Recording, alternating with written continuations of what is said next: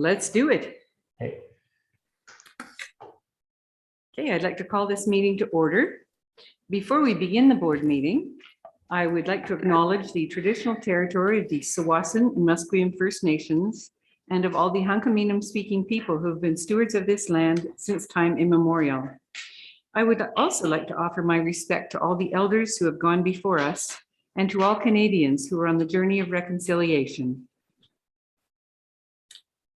I would also like to introduce each of the trustees.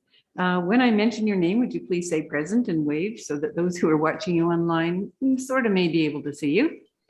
Daniel Boisvert, Vice Chair. Good evening. Erica Beard, who is joining us from a distance. She's on Zoom. And I'm not sure if we can hear her. She's been having problems. Laura Dixon, trustee. Hi. Jesse Dosange. Good evening. Nick Kanakis. Good evening. Bruce Reed. Good evening. And with all 7 trustees present in some form or the other, I can confirm we have a quorum for this particular meeting. We also have representatives from our education partners participating in via Zoom. And we have joining us from the Delta Parent, no one from Delta DEPAC, QP 1091, Don Frederickson. Delta Teachers Association is Susan Yao, who's the president. Delta Principals, Vice Principals, Mark Robinson, who's the principal at SANS. And thank you all very much for joining us at this meeting. We're pleased to have you. Okay, could I please have a motion to adopt the agenda? So moved. Trustee Kanakis, seconded. Trustee Reed. Are there any errors or omissions? No, all those in favor of the motion then? Those opposed, the motion is carried. Receiving delegations, briefs and presentations. I'll turn the first one on education programs over to Neil Stevenson. So Neil will take it away, please. Thank you, Chairperson Windsor. My pleasure to give just a brief update as to some of the things that are currently happening in the curriculum instruction and assessment team. Let me just get my screen up here. Oh, I need the ability to share my screen or else you're stuck looking at me. Nobody wants that.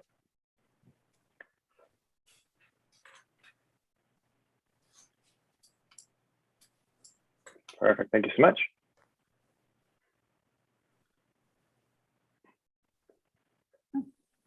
All right, I think we're up. There we go. Everybody, that coming through okay? All right. So just to kind of set the stage, we've had some staffing changes in my team. I've got a team of about 8 coordinators that work in the CIA curriculum instruction and assessment team. And we've had some significant changes in that. We've had 2 of our people that work in early learning that have shifted their roles within the district. Claire Doust, who has been an early learning coordinator for about 6 years now and has been a core member of our team, has moved on to the TFN and has taken a position down on TFN as a grade 1 to 3 teacher. And then at the same time, we've had Jessie Richardson, who is also supporting primary literacy from kindergarten to grade 2. She is taking a 1-year education leave. So 2 really big losses, both of them with a significant impact on literacy in the district. However, we're excited about who we've replaced them with. Oops, there we go. 2 teachers, Megan Sandham and Joy Fast, have come into primary learning positions. And we're working out exactly kind of the balance of literacy and numeracy between the 2 of them. Exciting, both of them have been in the district 20 plus years. So long Delta history for both of them. Both of them are currently doing their masters as well, which is exciting. Megan in imaginative education at SFU, and Joy is doing hers in numeracy with UBC. So lots of experience in the district and lots of great deep knowledge. Also just mentioning that Jacob Martins is our math coordinator. Jacob was not around much of last year, dealing with a significant family situation. He's back 3 days a week currently, and we're really grateful to have Jacob back to really help us with our numeracy work this year. A little bit about what's going on in literacy. we have spent the last couple years really diving in as a team to look at the research around reading, and which has really become sort of solidified in the education community in the last 5 years or so, often called the science of reading. And so we have spent quite a bit of time as a shared team from both the curriculum team, the inclusive learning department, as well as the Indigenous department. Members of all that have been on a reading team. So spending a lot of time creating documents, creating assessments, creating frameworks, and guiding documents for teachers. In the spring, the plan was to try to bring those together into a comprehensive framework. Some health concerns on the team, including my own, kind of put that to pause. And so we're back picking up that work now. Yeah, we feel like we're in a good place. I was on a meeting last week with curriculum directors from all the metro area, and everyone's sort of just dipping their toe into the science of reading, where we sort of began these discussions about 2 years ago. So we're feeling really good about what we've created and the direction we're going. Part of that, we've just sent out to all K-2 classrooms a whole bundle of new resources. Oops, struggling with my slides. There we go. A bundle of new resources have just gone out the last few weeks to every K-2 classroom in line with research practices. So really excited about that. Teachers are always very grateful to get new bundles of resources. So this is new books, teacher guides, assessments, things like that that are going out into early learning classrooms. That's a quick update on sort of literacy. In the intermediate, we started something last year that was quite a significant investment from my team on something called the Success with Short Text program, which is an intermediate reading and writing program. We had a group of 12 teachers really build that with us, and then we were rolling out bundles of text throughout the spring. Lots and lots of interest in that, and so we're expanding that. We've added more bundles and offering more professional learning around that. So that's really getting a lot of positive feedback from our intermediate teachers. In terms of numeracy, we've definitely focused on literacy a lot the last number of years. We're starting to pivot, which I guess is the trendy word now. We're pivoting a little bit into numeracy. And we're quite excited about something called Math Minds. Math Minds is, as I was doing a bunch of research through the last 12 months on different math programs and effectiveness, I came across one called Math Minds, developed by a couple of colleague faculty members at the University of Calgary, one of which I actually used to teach with about 15 years ago in Calgary. And it's a whole comprehensive program focused on elementary math. So it provides a great deal of structure and support for teachers. And the impact on student learning is showing to be really high, not just on all areas of student learning, but also on developing teachers' understanding of foundational math concepts, which can often be a significant challenge around math education. Teachers, they often in elementary do not come with math as their own background, and it's all we often hear about teachers' own math phobias and math anxiety. So this program excites us because it has evidence of building teacher understanding as well as student understanding. So we've reached out to a couple of schools that are going to be piloting this throughout the year. Gray Elementary is the main one. We spent a bunch of time there the last week and a half or so. We've got 18 out of their 22 teachers that are going to pilot this program this year, which is really exciting. And then Nielsen Grove's got about half. And so we're looking at doing right now some pre-data collection on students to see where they're currently at in their math understanding. This is right from starting grades 1 to grade 7. So doing some pre and post testing, and then planned out a whole bunch of ongoing teacher support throughout the year. The hope is we really want to try to give this a thorough run through in one school, really support it, really get a significant number of teachers to try it, really check it throughout before we scale up. So the hope is that this brings some fruitful evidence, and then we can scale it up into other schools starting next year. We're also, our math coordinator, Jacob's been working on some sort of some district-based assessment tools as well. One of the questions we often get is, how do teachers figure out where student learning is at in mathematics? So Jacob's worked on a few kind of nice, simple, but useful, comprehensive diagnostic tools. So we've got some of those going out in elementary schools as well. So starting our first steps really into some new district push into numeracy. Some changes in reporting currently happening. The ministry currently has a draft reporting order out. So the reporting order is the official document that governs what report cards look like for parents. There has been an interim reporting order for the last 5 years in K to 9. And ministries have had a lot of opportunity to play in different ways. And now they have a draft reporting order out to receive public consultation. It's actually fairly, the draft that's out there is fairly conservative. It hasn't changed actually a lot. The ministry gave a lot of freedom. A lot of districts, a number of districts embraced that freedom and really played with different types of reporting. And now this is pretty much back to a fairly traditional 3 report cards, two informal type reporting order. There are some small tweaks within there, namely around no letter grades, no percentages from kindergarten to grade 9, a mandated provincial proficiency scale. And so there's a few little changes that we'll have to make. But I have heard from other districts were a little more frustrated because they were experimenting far more than this draft allows for. We didn't really here in Delta, and so it's not really going to affect us in a significant way. So we are looking at, along with that, for our report cards in elementary, we've been using something called Silhouette, a program called Silhouette for the last decade at least. I've been in the district 10 years. We've had Silhouette for that whole time. We are now making the move off of Silhouette onto MyEd for elementary reporting. So we have some pilot schools that are going to be testing that for us this year, using the same existing report card template that we have been using, just through MyEd.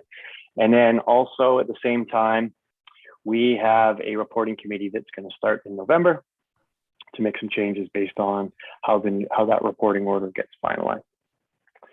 So that's currently on the go. There's also some changes in secondary as well alongside that, but the changes, probably the biggest change there is the current removal of letter grades and percentages in all of grade 8 and 9's report cards. It will become a proficiency scale. Other things that are happening in the district, just to wrap up, there's a launch of a new website called deltalearns.ca/powerful learning. One of the main district goals that is emerging out of our strategic plan is around powerful learning environments. I see that I spelt powerful learning wrong. So that's a good example of not powerful learning right there for you, if anyone who picked up on that, when you spell powerful learning wrong. Anyway, this is a website that's been built between the 3 departments here in our learning services department. So our curriculum team, our inclusive learning team, and our Indigenous department. And this is an exciting kind of repository of resources for teachers that are really sitting in the middle of something called assessment for learning, which is all the things that teachers are doing to, on a day-to-day basis, determine what students know, check for understanding, respond to that in quick ways, and then to do that through the lens of inclusion, inclusive practices and approaches, and as well as Indigenous ways of knowing. So a huge number of teachers and district coordinators have been involved in creating that website, and so that's just getting trialed and rolled out in some schools. We also have the return of in-person Strong Start in our schools right now. Last year we were all online for Strong Start, so now have Strong Starts returning in person. We have Ladner, Heath, Hellings, Jarvis, McCloskey, and Chalmers. all in different ways and to different amounts of people. Have school of face-to-face strong start returning.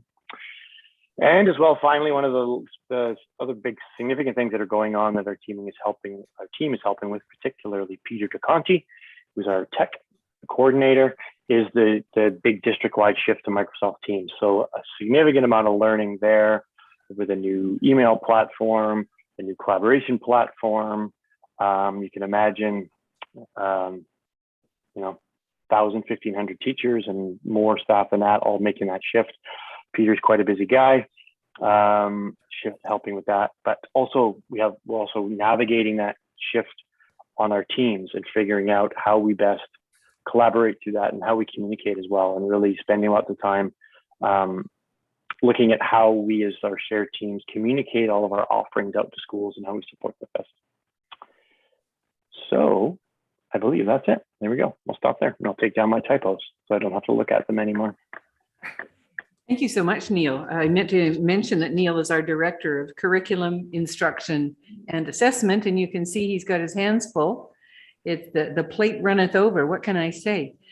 Trustees, are there any comments or questions of Neil? Trustee Kanakis? Yes, thank you very much for the presentation. I know we've worked really hard over the last, I want to say maybe 7 to 10 years on literacy, and we've made great strides in literacy, and it's really good to see that we're now going to start focusing on numeracy as well. And I hope we can, and I like the idea of the pilot, get it going first in 1 or 2 schools, and then hopefully we can expand it to cover all our schools. So thank you very much for moving in this direction. Trustee Reed? Yeah, just the question I had from one of my parents is what's the reaction? I know it's a provincial-wide initiative of the removal of the letter grades and the letter grades and also the percentages in grade 8 and 9. Have you had much input on that yet, or is it just sort of going well, or any comments on that? Yeah, I haven't heard anything back yet from any of our parents. We removed letter grades and percentages, mostly letter grades, from elementary about 5 years ago. There are still other districts that have that, so that change went pretty smoothly. In our elementary schools, we have some secondaries the last 2 years that have been playing around with proficiency scales already in a few areas. And out of that so far, just in those pockets that have been doing that, I haven't heard anything negative yet. The couple places that I know of have involved some parent feedback, and it hasn't, the little bits that I've heard, the tiny bits I've heard, has not been negative. And I haven't heard anything provincially either that's come back yet. Thank you. Other trustees? Well, Neil, I'd like to thank you and your staff for all the things that you're doing to support our kids in the various ways that you're doing it, and the amazing staff who are carrying this out.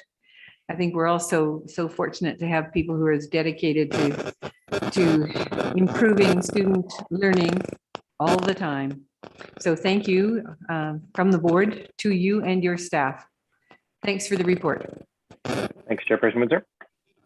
I'd like to ask Secretary Treasurer Nicola Chris to introduce our next guest. Energy manager will be providing the sample.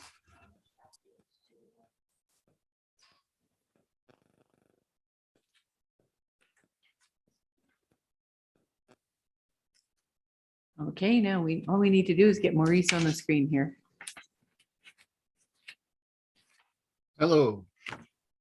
Got you now, Maurice. Thank you. Okay. Thank you for having me this evening. Going to try and share my screen here for the presentation. Let's see if this works.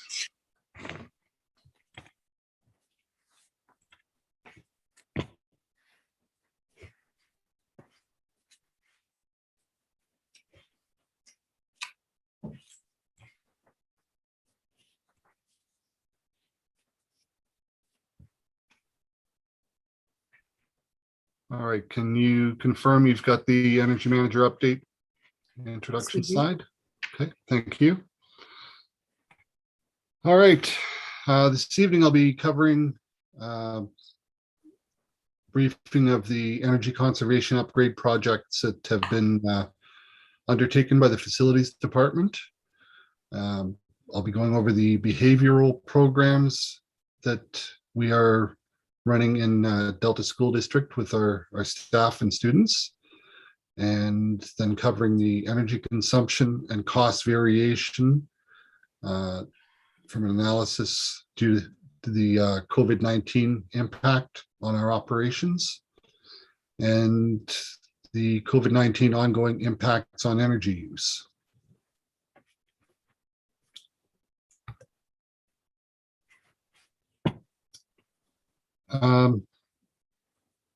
During 2020, the electrical team within the facilities department has continued to convert to LED lighting. It's completed projects at Heath Elementary and Chalmers Elementary. I believe the project for Chalmers was delayed into 2021 because of problem getting materials and parts from the suppliers due to the COVID-19 pandemic. But the funding was from the 2020 budget year and had to be carried forward from my understanding. The mechanical team during 2020 has replaced 16 of the natural gas fired rooftop heating units with 16 heat pump natural gas backup rooftop heating units. They're much more energy efficient, produce less carbon emissions because of the heat pump used during the shoulder season in order to be able to provide heat for the school spaces. Most of the units have been upgraded. It's my understanding there's less than a dozen direct fire heating units remaining within the district, and the facilities department is aiming towards replacing those ones as funding becomes available. During the 2020-2021 school year, we had green teams who participated in our energy conservation program. The teams participated in things such as lights out lunches, sweater days, and conducted other sorts of environmental sustainability projects within their schools and their communities. Seaquam Secondary has long been a leader in participating in different external organization type activities, such as the Young Reporters for the Environment. And they've had a lot of good success in doing that. It's been a challenge with COVID-19 because of all the restrictions. A lot of the teams had to go virtual, and that seems to have been adopted quite easily by some of the younger generation because they're used to having technology and dealing with it on a regular basis. So our hope is to continue to build on that. We've launched the Green Team program this past September 23rd. We've actually had 6 schools that signed up. I have listed there Chalmers, Devon Gardens, Ladner, Nielsen Grove, South Delta, who have provided their Green Team picture with the signed Green Team pledge poster behind them. This morning, I got a request from South Park Elementary. They've formed a Green Team and will be pursuing sustainability activities as well. Here I have a graph taken from the carbon neutral government reporting system, which shows our energy use in gigajoules of the top line being natural gas and the midline being electricity. Now, natural gas produces more than 80% of our carbon emissions. And as you can see, during 2019, 2020, we saw a significant increase in the natural gas use. The increase in 2019 could primarily be attributed to the colder winter we had, but 2020 was definitely because of an indicator of because of COVID. We had a lot of schools were leaving doors propped open to minimize door handle touching, that sort of thing. In a lot of cases, classrooms have direct exit doors, so those were left open for the students. New protocols were put in place to try and minimize contact, and that created more opportunities for cold air to get into the buildings. So that is shown in the increase in natural gas. Here I've done a graph of the costs for electricity. If you look at the blue line, it indicates the 2018, which I use as a baseline for an average year for electricity use under normal operating conditions.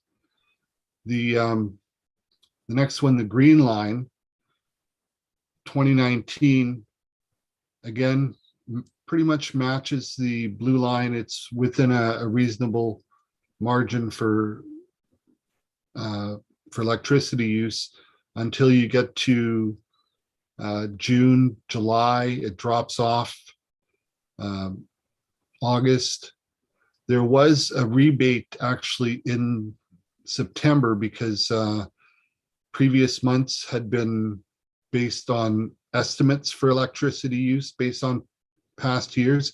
And I believe there was also an increase that had been applied of 3%, and the government turned that down, the request to increase rates. So they ended up having to give us a rebate. So that created that little anomaly. But then you see back in October and November, it goes back up into the higher range. 2020, I think, is the year that is going to be of most interest to everyone. You see January, February, March, they're within normal electricity use times for levels for that time of year. We have our darker months at that time of year, so we have higher electricity use. But then you see in May and June, it drops right off. And I think this can be attributed to the reduced hours that we had at a lot of our sites, mostly because there were no extracurricular activities, no evening sports, no outside rentals for groups to meet anywhere in our schools. That created an electrical savings, cost savings there. And as you can see in August, September, when school started, it continued to be a lower level. October, November, December. When you go into 2021, I've put on there just for interest, again, the winter months when it's darkest, it started out about the same as the other years, but then it started to dip again.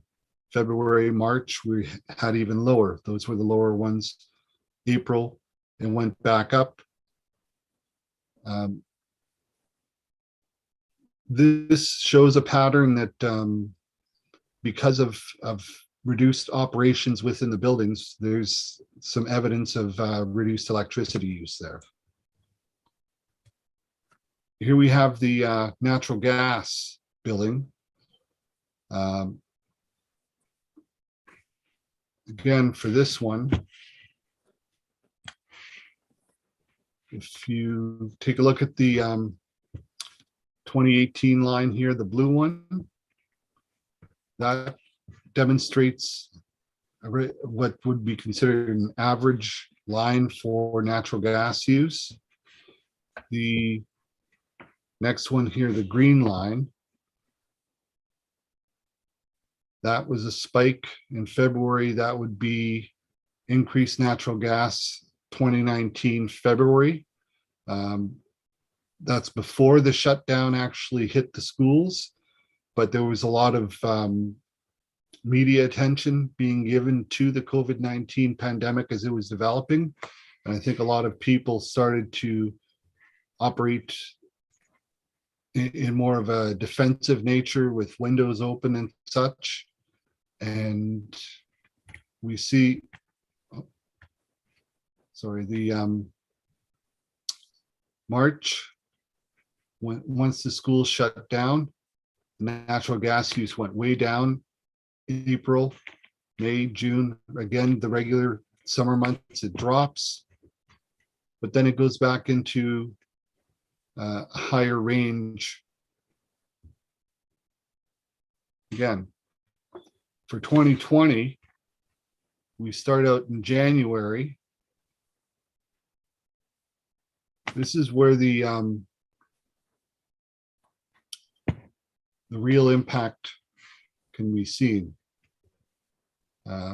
We have spikes that are above the normal range for 2018. And again, a spike here in April, but then it goes down as the weather gets warmer. May, June, July. So we have increased natural gas use evidenced by the consumption numbers. The positive point on this, though, is that natural gas is not as expensive a utility as electricity. So overall, there's the savings in electricity offset or more than offset the natural gas cost. Here we have Fortis Alternative Energy Services heating cost comparison. 2018 and 2019, that shows the normal year, but then it goes up.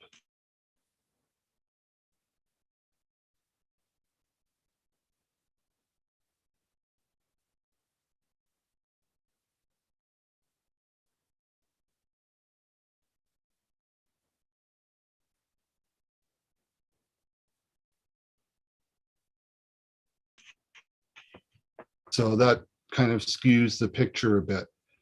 It's more difficult to get an idea of what this information is telling us.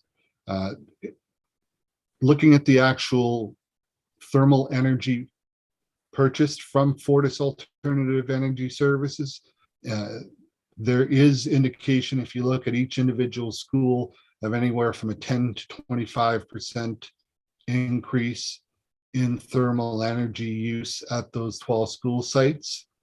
But the cost is harder to determine. The increased cost is harder to determine than looking at natural gas because of the billing changes. I could go into that further if anybody wanted to, but I think for tonight's presentation, I'm just going to go to the comparison of electricity and natural gas. There, I've added the total cost. 2018, you can see it was a little over 1.2 million. Again, comparable in 2019, but then 2020, the cost for those two utilities, there was a significant drop, well over $100,000 less.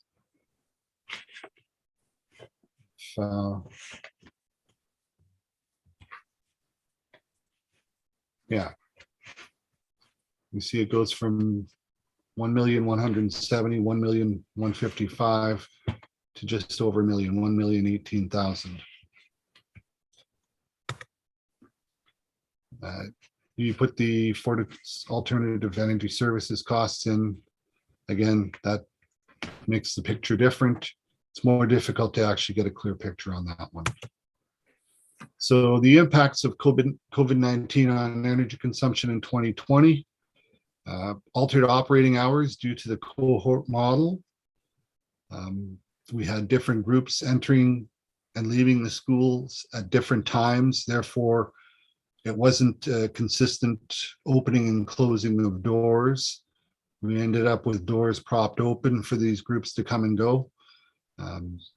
Staggered times for entry and exit, longer building occupancy hours due to extended custodial sanitizing, increased amount of outside air being heated during colder months because windows and doors were being left open by building occupants for added fresh air. These are things that couldn't be avoided. It's just the nature of having to deal with COVID-19. Changes in building entry and exit patterns to minimize contact risks. I saw at several schools, secondary schools, where the students would actually loop around to the outside of the building to get to another part of the building where their next class was, because stairwells were only one way and hallways, you couldn't go two ways in some hallways because they're too narrow. So it created some difficult patterns for the students, and they adapted as best they could, but it also ended up with some additional door openings that wouldn't normally happen. So, reduced impacts of COVID-19 on energy use costs. I conclude that we had a reduced overall building operating costs because there were no extracurricular activities or outside rentals, created on an overall reduction in the use when compared to previous full operational years at non-FAES schools. The sites where Fortis alternative energy heating is in use saw an increase primarily because of their increase in billing. And that's something beyond our control, and we couldn't really avoid it. It's all we can do is adapt to the COVID-19 requirements. So it's been difficult for everyone to try and adapt and stay safe and stay calm as we get through this. A few times we've hoped to be nearing the end of it, but additional things happen and we have to continue to adapt. Luckily, our students have been very nimble at adapting with what the school district has had to do, and hopefully we'll be able to see the light at the end of the tunnel soon.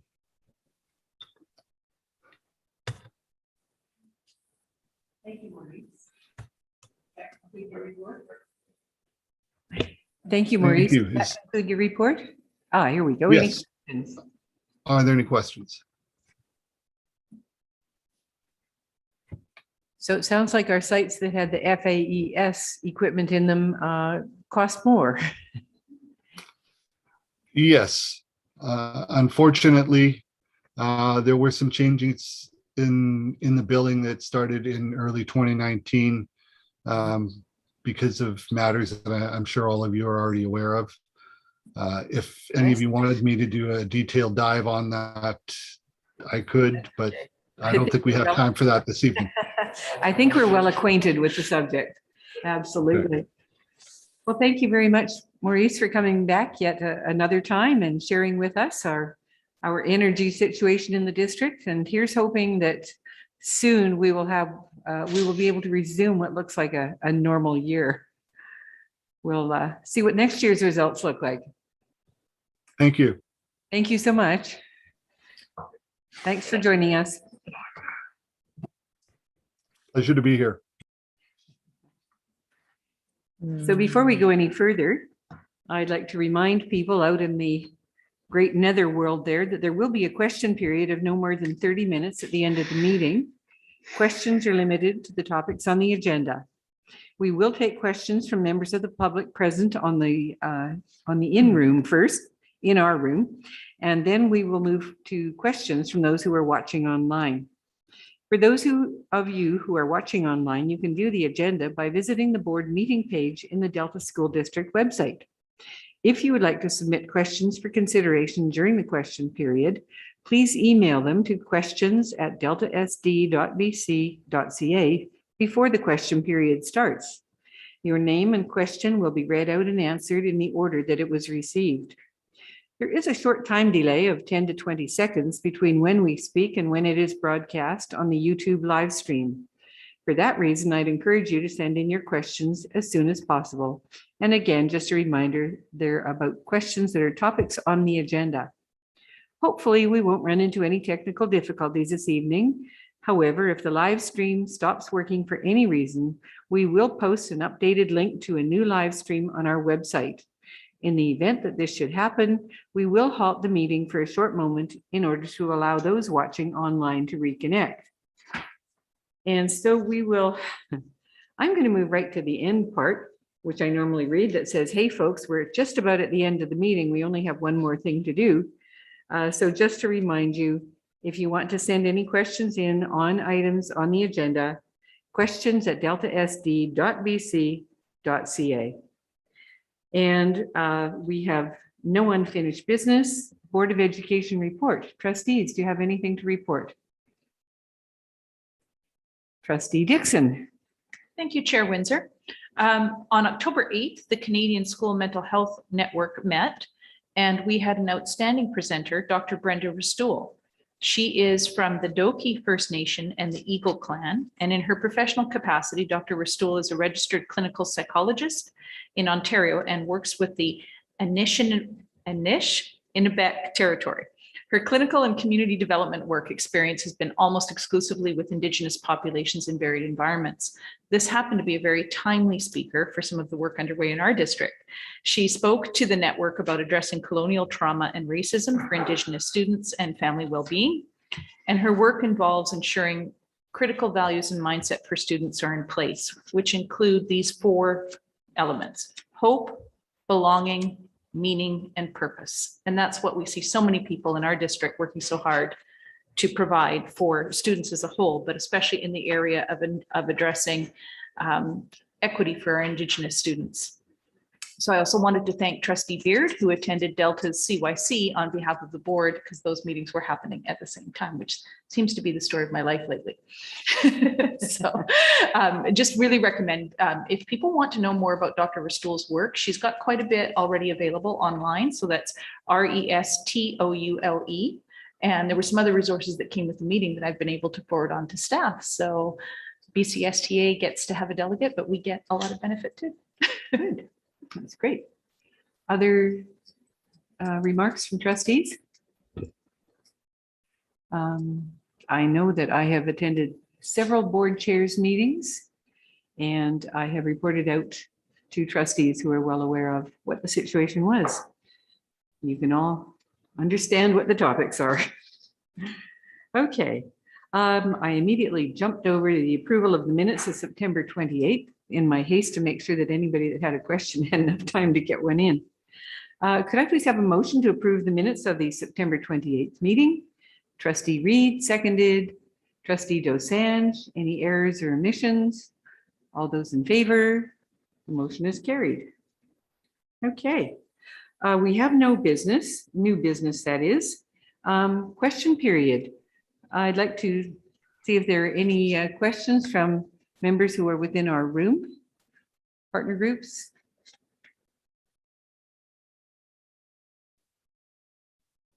No, I'm not hearing anything there. Let's check and see if we have any questions from members from the public. Catherine Tucker, Director of Communications for Delta School District. No questions this evening. No questions. Okay, well, I'll wait about 20 seconds just in case something flies in at the last minute.